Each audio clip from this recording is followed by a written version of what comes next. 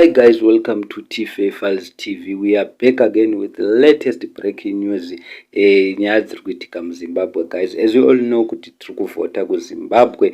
Chamisa achinyomba ED, ZEC neZANU-PF ari kudedzera kuti this time hatisi kubvuma kupusiswa nemi. It's been long muchitishandisa muchitiitisa. Tiri kuzviona zviri kuitika muZimbabwe. Muri kubiridzira, muri kuriga maballot papers hapo. Tiri kuona muri kumisa chembere kumamisha uko vana mai vedu vana sekuru vedu mumasango muchivatora maID muchivadedzera kuti kwangovhotera chete triple C, ziva kuti tinokudzinga, ziva kuti tinokurova. Muri kuva intimidata. Saka Chamisa akabuda nezuro akaita iya inonzi press conference achibriefa media achidedzera kuti tiri kuzviona munonyadzisa tisatambozviona zvakadai zviri kuitika. Asi Chamisa adedzera kuti iye any results inouya richiti ZANU-PF yawina hatisi kumbofa takaribvuma.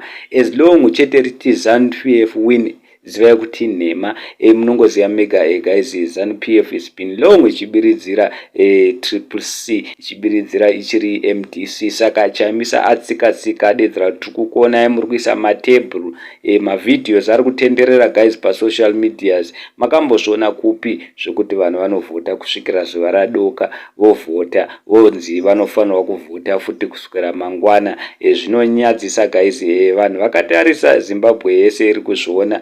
Saka naChamisa ari kudedzera kuti tajamuka tiri veshanduko isusu. Anything chete inongoti ZANU-PF yevarakasha wina inhema, tiri kutozviramba. Saka handizivi kuti vachaita sei vaChamisa, asi vari kutsika. Saka ndonyanga tauya nayo guys kuti tikuudzeni muri kungozvionawo. Please comment down below mutiudze kuti ma elections ari fair.